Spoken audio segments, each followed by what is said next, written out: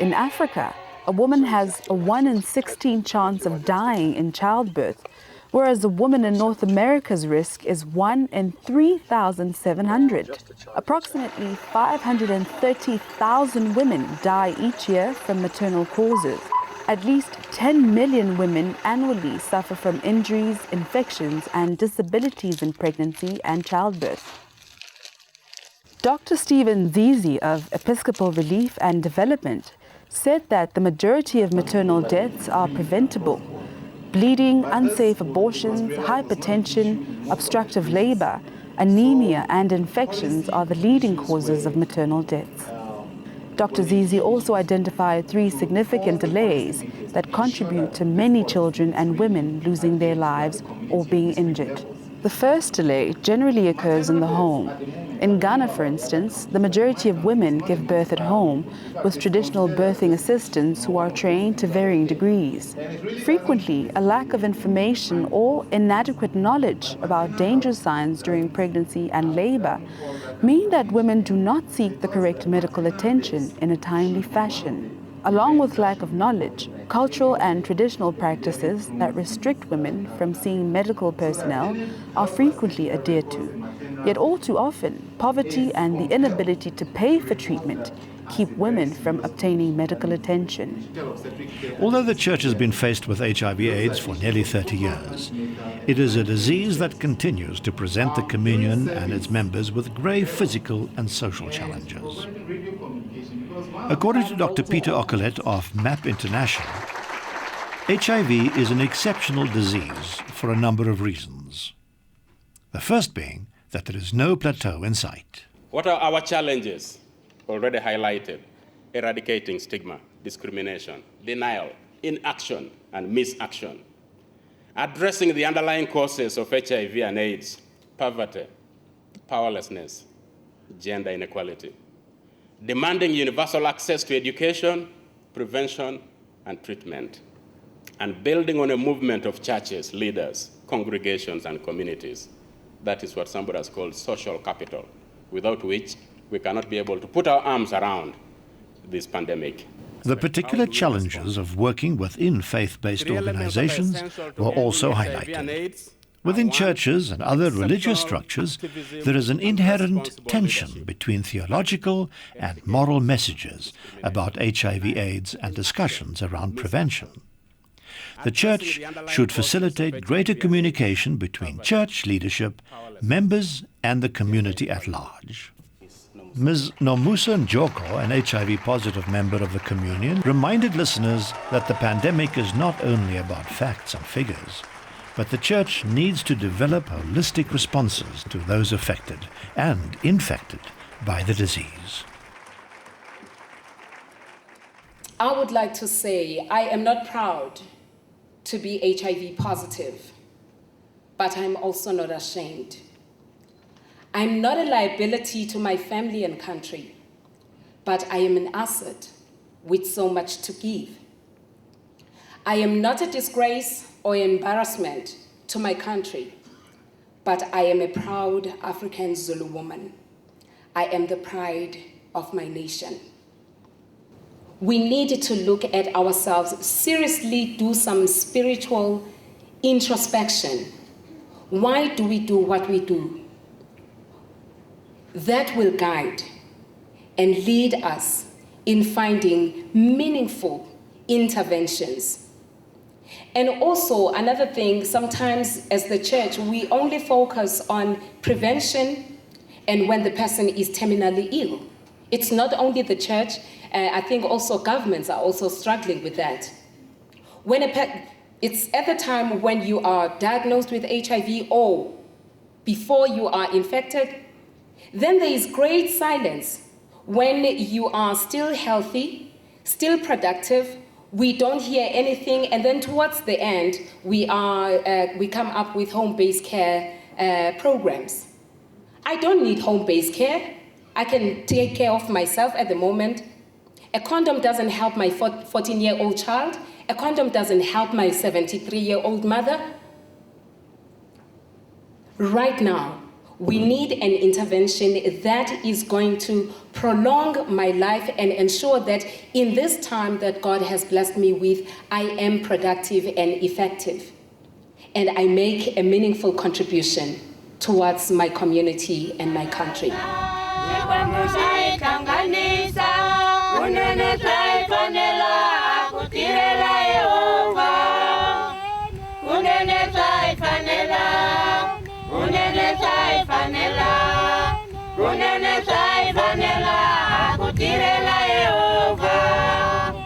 Annually, nearly 2 million people die as a result of malaria. In Africa, malaria is actually the #1 cause of death, particularly in children, as every 30 seconds a child in sub-Saharan Africa succumbs to the disease. Not only does malaria kill on its own, but in conjunction with HIV/AIDS, the two diseases exacerbate one another, significantly reducing a patient's chance of survival. Beyond its high mortality rate, malaria presents a significant economic challenge. It greatly inhibits economic growth, costing sub-Saharan Africa alone an estimated $12 billion per year. Yet, despite the fact that malaria kills more people than even HIV/AIDS, and its far-reaching economic impact, it receives far less attention in the public arena, allowing it to remain a silent killer. In addition to educating communities about malaria, Nets for Life seeks to distribute long-lasting insecticide-treated nets to communities in need. Given the Church's presence in communities globally, the Communion can contribute significantly to a reduction in malaria deaths by becoming an agent of education. Delegates also engaged in deliberations around the Church's imperative to develop environmentally friendly practices and to ensure environmental sustainability. As stated in the Anglican Church's 5th Mark of Mission, it is the responsibility of the Church to strive to safeguard the integrity of creation and to sustain and renew the life of the earth. Stewardship over the earth is in fact central to God's mission and therefore the mission of the Church. Delegates noted with alarm that climate change is bringing about the destruction of God's created order and increasing suffering to the most poor and vulnerable, not only in the global south, but also in developed nations, where large numbers of children born in inner cities suffer from acute asthma and other ailments. Therefore, a reduction in carbon dioxide emissions and other greenhouse gases, along with the development of renewable energy supplies, is key to the well-being of humanity.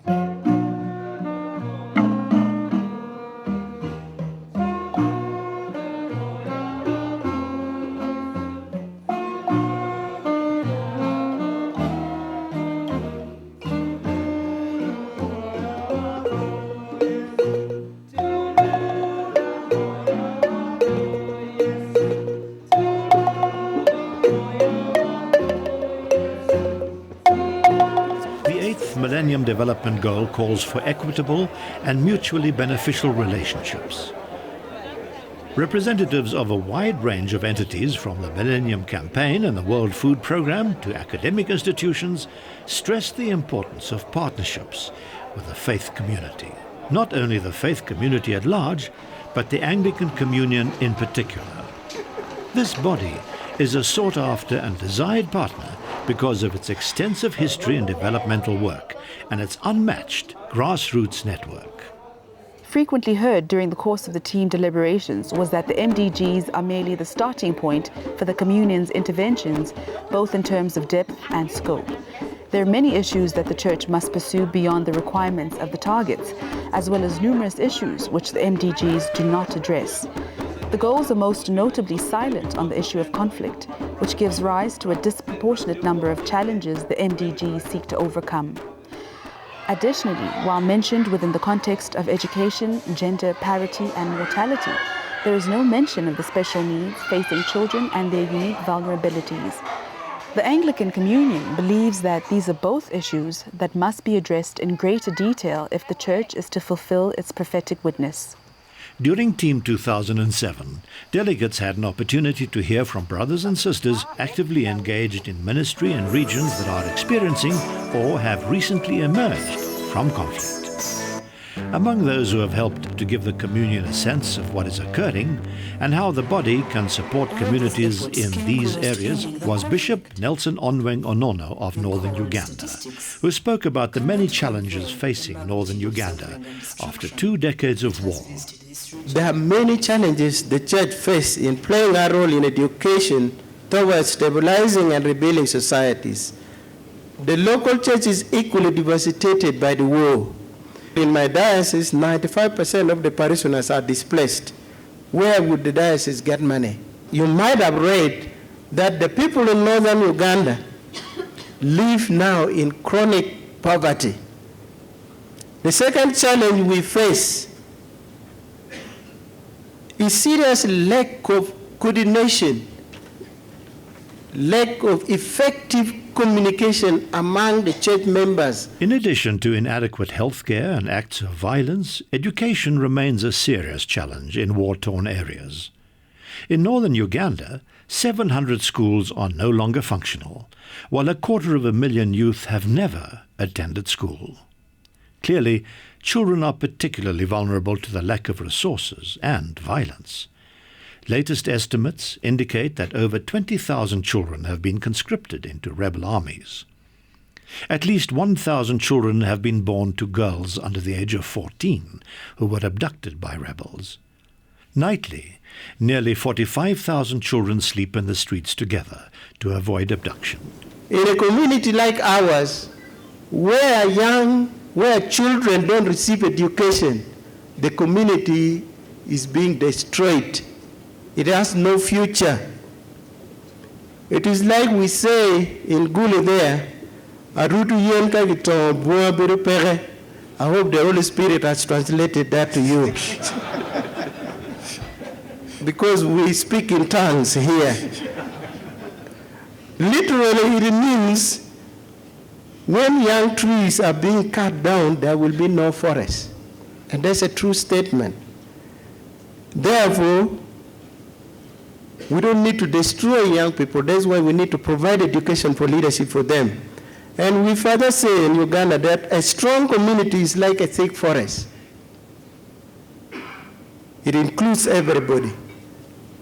That's why in the Diocese of Northern Uganda we have established one foundation to specifically address the problem of education of children who can study and go through university education and be professionals to provide leadership tomorrow. At the moment, there is big leadership gap. I wish to say that to enable the church make the people rise up and walk, the people who have been crippled, destabilized, and destroyed by war, they need education. Education will enable them to reconstruct their lives and begin to live a life of dignity once again. And this education, we need to provide evangelism through field education, vocational training, educational scholarships for leadership development. May God bless you. In exploring post-conflict reconciliation, delegates had an opportunity to hear from Father Michael Lapsley, director of the Institute for the Healing of Memories, pointing out that while the Church's main calling is to heal the brokenness of humanity and restore communities to right relationship with God, these are not areas that receive priority funding in churches and ministries. Father Lapsley cautions that there are 2 types of memory, destructive and redemptive. Unfortunately, in both personal lives and national memory, destructive memory all too regularly passes the bitterness of one generation's experience on to subsequent generations. But there is another kind of memory, destructive memory. Many conflicts are kept going from generation to generation by destructive memory. Grandparents teach their grandchildren to hate because of the poison which is connected to the memory. What I'm saying is true of individuals, of communities, and of nations. The question is, how do we move from destructive memory to redemptive or to life-giving memory? In my experience, the key often lies in the role of acknowledgement. Once the wrong that has happened has been acknowledged, the healing journey can begin.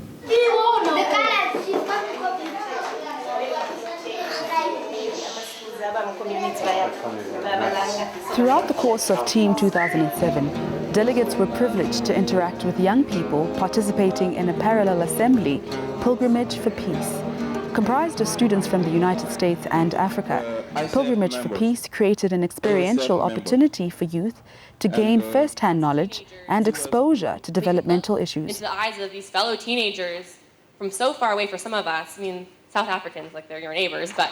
As Dr. Debbie Wasson and Reverend Diana Ngezika illustrated during their presentations on preserving young lives, children are disproportionately impacted on by poverty and disease.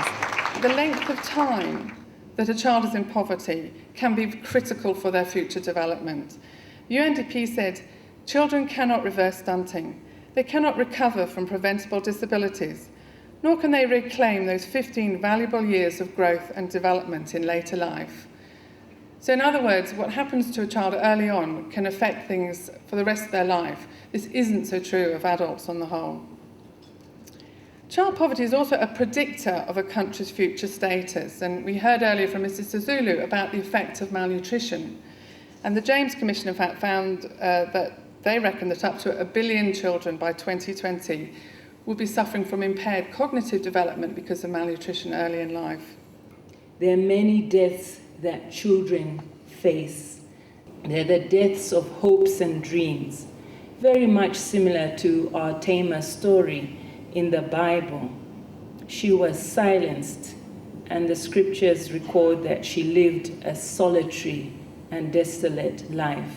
So we save children up to the age of 5, but what do they become at the end?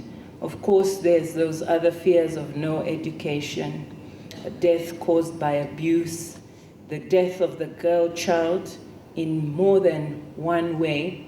We know many of these children who come from poor families or who are taken on by relatives become domestic workers, sex slaves, victims to child sexual exploitation.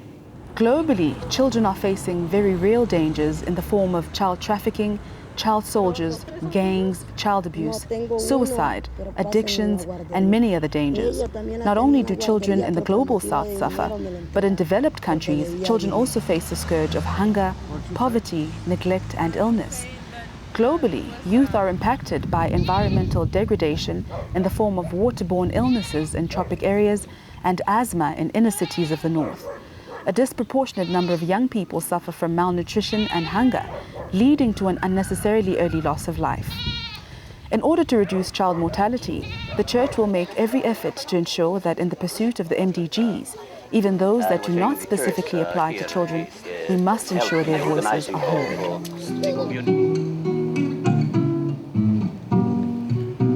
When the team conference was conceptualized, the intention was that in accordance with the Anglican Communion's mission as the body of Christ, actionable plans and strategies be developed that can be utilized to instill new hope and vision in communities and the world at large. Accordingly, delegates developed a set of 10 recommendations to guide Anglican dioceses and parishes as the Communion strives to live out God's mission for the world. I don't see policies, the employment of people infected and affected under those 9 recommendations. While it was recognized that the Millennium Development Goals are the starting point for a world that reflects God's principles of inclusivity, because of the consensus that exists around them, the recommendations emanating from TEAM are framed around the 8 objectives. However, as the people of God, the Communion recognizes that it is required to do much more than achieve the MDGs. So, in addition to recommendations pertaining to the MDGs, others that are critical to advancing the global development agenda are considered as well. Given the emphasis on practical application, delegates also issued calls to action for the entirety of the communion. For I was hungry, and you gave me food. I was thirsty, and you gave me drink. I was a stranger, and you welcomed me. I was naked, and you clothed me. I was sick, and you visited me. I was in prison, and you came to me. Then the righteous will answer him, Lord, when did we see thee hungry and feed thee, or thirsty and give thee drink? And when did we see a stranger and welcome thee, or naked and clothe thee? And when did we see thee sick or in prison and visit thee? And the king will answer them, Truly I say to you, as you did it to one of the least of these, my brethren, you did it to me.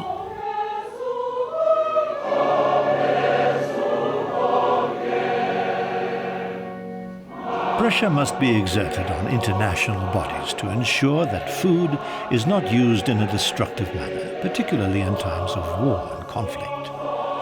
The focus of the Church should not only be on how to provide food to the developing world, but how to create sustainable food production systems globally. Schools have become extended homes. Due to the loss of parents, there is limited